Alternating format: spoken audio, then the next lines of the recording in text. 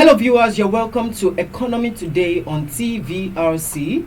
I am your host for today, Olaniun Kudusolu Atubiloba is my name. And with me here on set is Dr. Akintunde Somi Vincent. Thank you very much for being with us here today. It's really good to have you. Alright, so we're going to be talking about a very, very interesting topic, which I'm very excited about. Nigerians are impoverished. What exactly is the way out? We've seen rising trends of persons crying out and lamenting about hunger. But what exactly is the solution? What exactly is the way out of this? Okay, and to get started on this session today, I would like to ask, Doctor, Nigerians are hungry. What is your take on this? Well, Nigerians are hungry. There's no doubt about that. But the point is, if you're going to look at the factors that accrue to this hunger, that's a result of unsustainable policy that may work, but not in the immediate, but in the long run. Okay. And you remember recently that the removal of fuel subsidy that has really impoverished so many Nigerians. When you remove the only energy that you remove subsidy on the only energy that drives your economy, then be ready for the trouble that comes ahead. And what another reason why Nigerians are actually impoverished is as a result of lack of planning. I mean, this government, they failed to plan before pronouncing that subsidy is gone. Okay. How on earth will you say subsidy is gone when you don't have a viable refinery? You have to have a functional refinery before you remove subsidy on petroleum products. But refineries are not working, then you take away the subsidy, and then everything becomes a scarce commodity. Those who have the PMS, they are being bottlenecked, and they only release that as when due. Even the sector, those who are saddled with responsibility of giving us, who are supposed to sanitize the system, they are there. They are all there on the basis of their own personal interest. For example, what interest is NNPC? Take a look at what NNPC. Look at what over time. I mean, even till date, look at how they've turned the sector into a kind of a puppet to the government. And of course, who pays the piper that takes the tone. NNPC is an ambit of the government. But let's go back to the removal of fuel subsidy. I just talked about the drivers of the economy being PMS, and then just imagine those who are operating on the base of SMSC, the small, medium, and scale enterprises. Those who are selling pop-off that fries with gas. Those who are operating on, salon that make do with petrol, PMS. Those who are using refrigerator to ice water, like ice blocks. Okay. Take a look at even those who are driving taxis, the drivers. Take a look at the effect of this increment in pump price. Yes. That's rendered so many insured. Many of them cannot even cope. Some their shops are locked. Some they are no longer working. They pack their car because they can't cope. Even when the PMS is sold at 600 or what have you, 300 they are still managing. They are complaining. But now that it is 1,200, how on earth? The only, like in the US, in China, they always encourage those the business owners, and they make loan available for them because that's what drives their economy. But what drives our own economy in this country is PMS. It's petrol. That's the only viable energy that we have. But now we've made it so difficult for people to access. Even when they are able to access it, they cannot afford it. So the accessibility is very tight. The affordability is very high. So how on earth are we going to grow the economy? And again, there's what we call the FX, the foreign exchange. Just imagine $1 to a naira. Okay. It's 1,700. And this is a country that our consumption rate is very high. What we consume, they are all from the foreign country. Now take a look at $1 to a naira. And when you look at the exchange rate, take a look at what's it called, like electronics that are being imported into the country. Take a look at the amount. They are times 3 of the usual price. That's true. So that's true. I talked about the removal of fuel subsidy, and again I talked about the FX, and another one is consumption. This is a country that we consume anything more than we consumable. produce. Our production is very low, very minimal. So how on earth are you going to drive the economy? When you are That's a not very big producing, question. you are not exporting, you even import pencil, even toothpick are being imported into the country. How on earth do you want to drive the economy? It is when you are producing, that's when you have something to sell. And even corrupt practice is another one that is plunging Nigeria into what I call them, into poverty. Like when you see a country like Malaysia or in some of the Asian tigers, they are able to drive the economy based on what they produced. Okay, Malaysia, they are one of the largest producers of palm oil, and they came to Nigeria to pick palm seed in Nigeria, to pick in from Naifo. Today they are one of the largest producers. But what we have here, we in short, even the production, we are not even producing a commensurate level that will feed us. Not to talk of to export to another country. So, and again, it's matching realities with faith. And people they are turned to be prayer warriors. They attend, vigils. They are always, praying. But we are not matching the reality with the faith. Even Bible said, walk and pray, not pray and walk. But here in Nigeria, the reverse is the case. We are now praying, and most Nigerians are not walking. And it is not a factor. I mean, when something is wrong with the head, then the whole of the body will be in the kind of a state of comatose.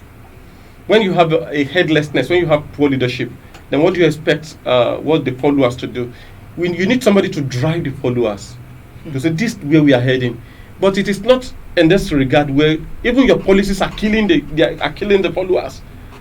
Your policies are making the followers more. They are becoming lazy. Most of the followers, and it's because they cannot. What ought to make them functional is not there. Like, take a look at this PMS.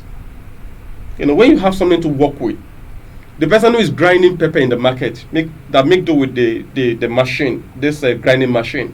We also buy some fuel to drive it. But when they cannot afford to get the fuel, what are they going to work with?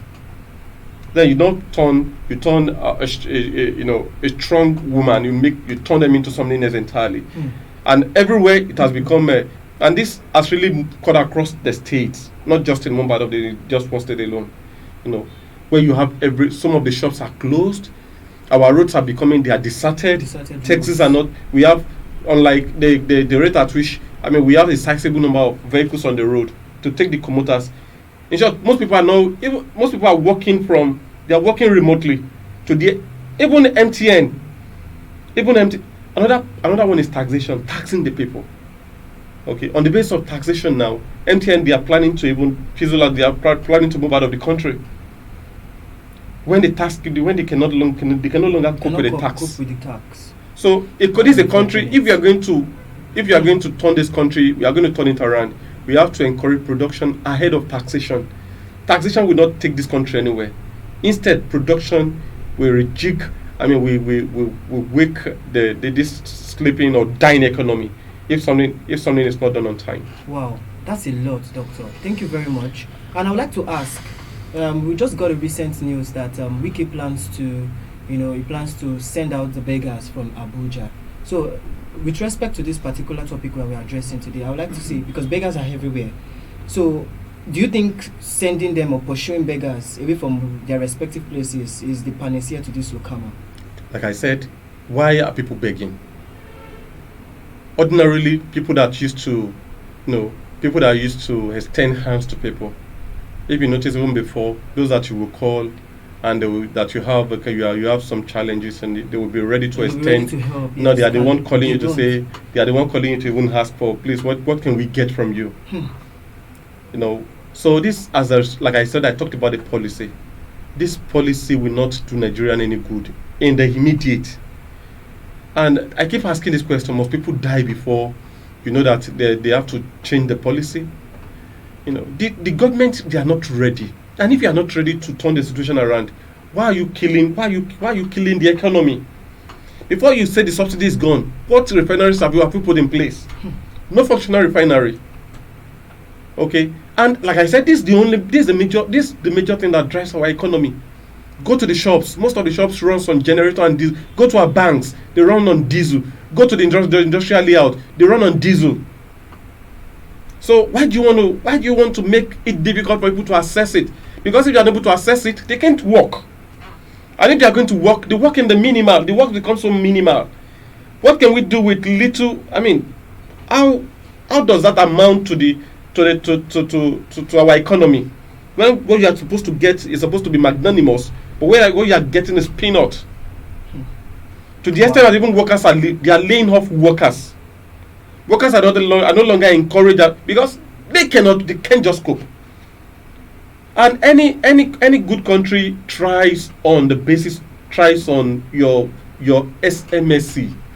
You try on the small medium scale and scale enterprise. That's what would boost your economy. But if they are not working, then how do you boost the economy? Wow, it's a lot. It's really a lot. So I would like to ask, with all you've said right now today, do you think Nigeria is cursed? Is Nigeria cursed? Now, I wouldn't use the word Nigerian. I wouldn't use the word cursed. I'd rather say Nigeria. We are wallowed in a state of we are swimming in a state of ignorance. Because when you have leaders who does not know that posterity will always judge, this is what you witness. Even if you are cursed, even if you are told to go and die inside the bush, you will still make attempt to crawl to the main road. But people are languishing in poverty. People are wallowing in a state of helplessness.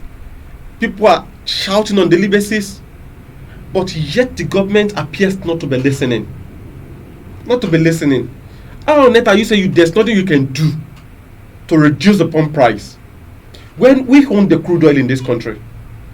We are the owner of the crude. We own the crude oil. We produce the crude oil from this country.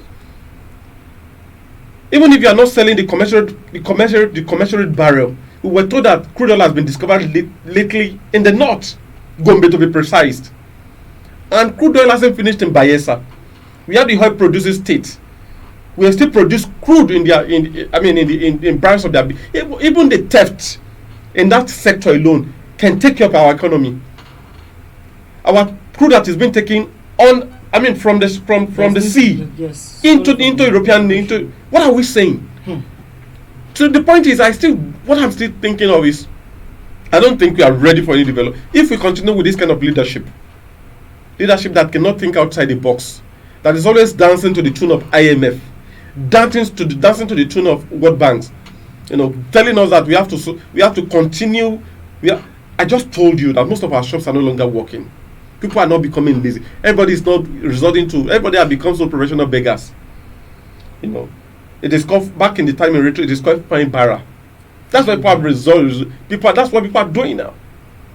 Go on the social media, all manner of people talking about this, and it's affecting the common of the common man in the streets. The rich are only feeling little brunt.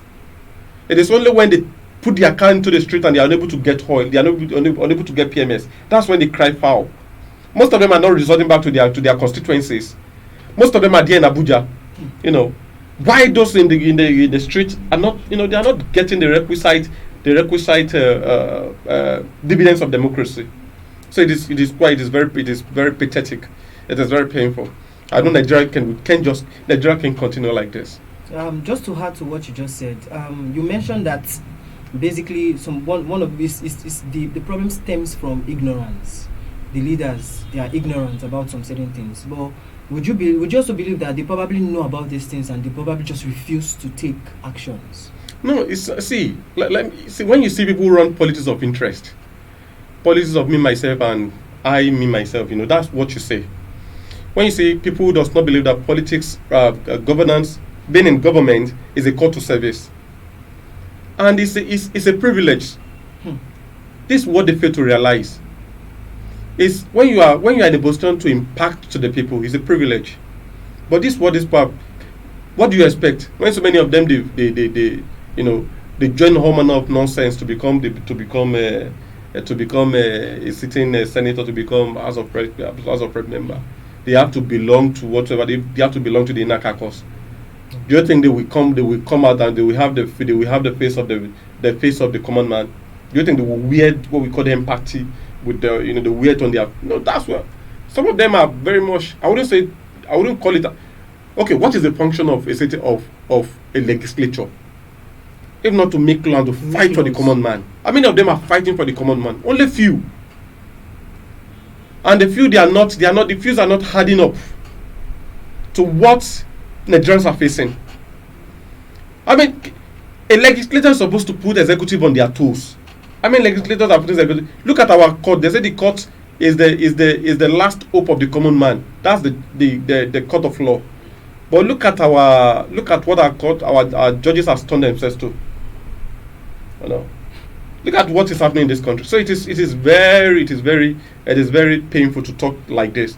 But sometimes you have to say the way it is, because if you are governing people and people are not feeling it, then the whole essence of governance is in defeat. It's an effort in futility. In short, it's a monumental jeopardy. It's terrible. Just to put it straight, it's terrible. If the last man out there cannot feel the impact of governance. Wow.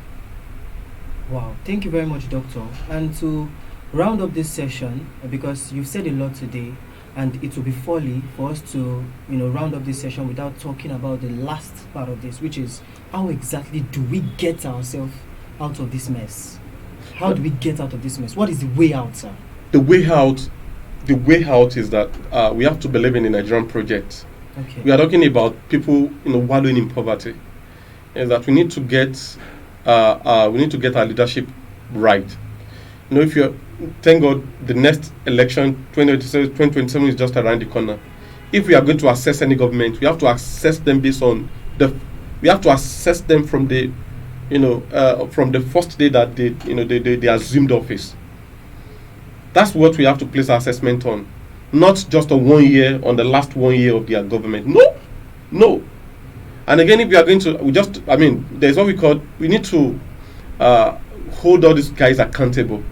Was it in our record name of the country now? The then president was jailed for 20 years.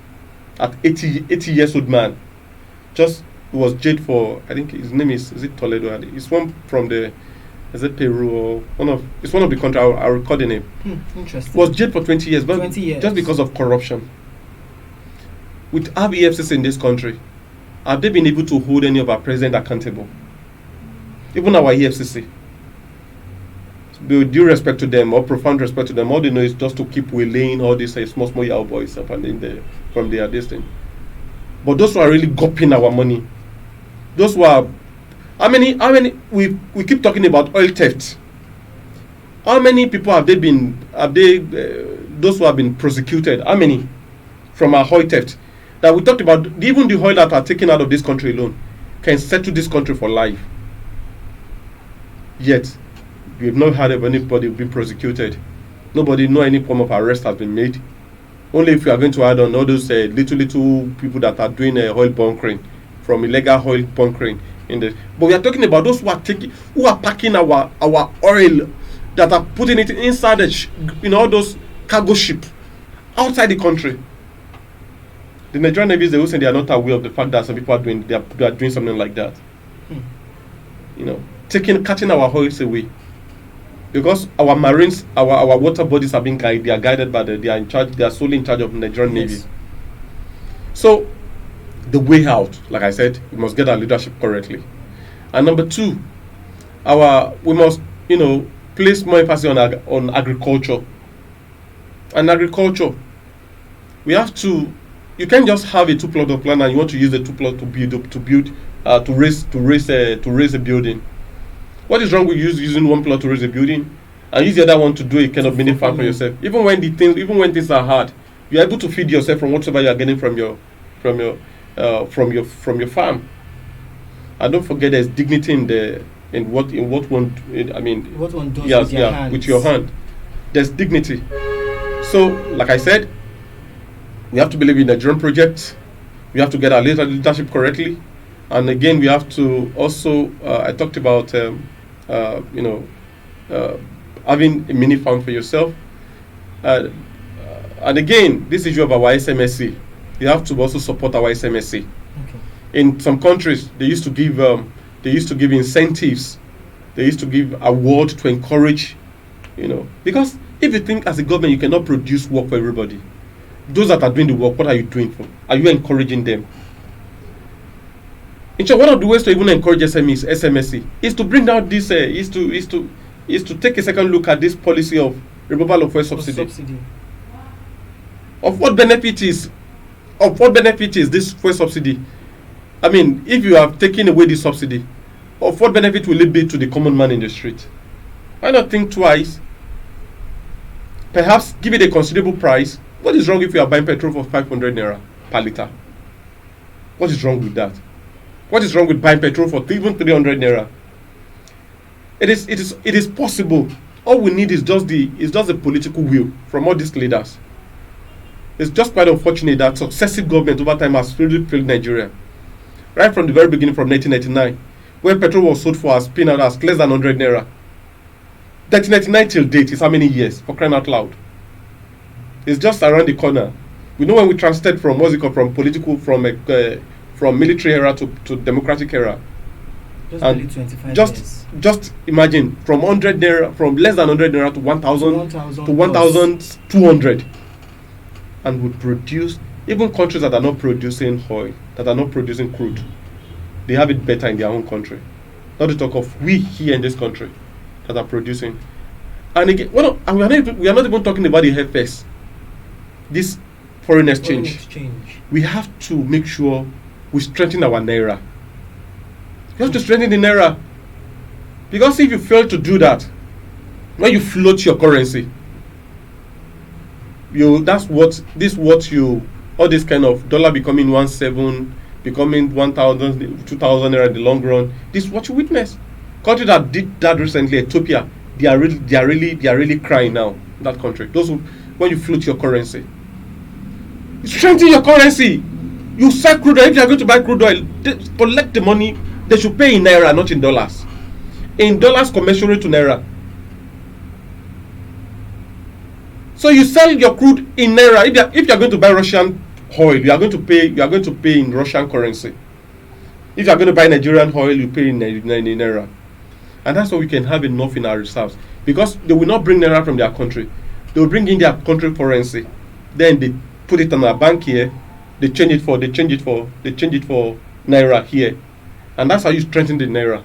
And that's how the naira can compete at the global level. So these are one of the ways in which. That's a lot. Thank you very much, Doctor. There you have it, viewers. We've been able to dissect this topic, the impoverishment of Nigerians, and what the step that can be taken to be able to address this issue. Okay, Doctor has talked about the problem of unsustainable policies, and as well as our leadership, and he also spoke about some of the solutions that can be taken to be able to address this issue. Some of them are, of course, making sure that we make sure that Nigerian projects are recognized, and of course deep root assessment of our future leaders. This is very, very important. Okay, we shouldn't just look at the first year of whatever past position they've been in. Deep root assessment, as well as many other solutions that he has also been able to make us understand: agriculture, diversification, the idea of not floating our currency, and many more as well. So I hope you enjoyed this session for today. Till next time, I remain your humble host, Olaniun Kudu Soluwatobiloba. Bye for now.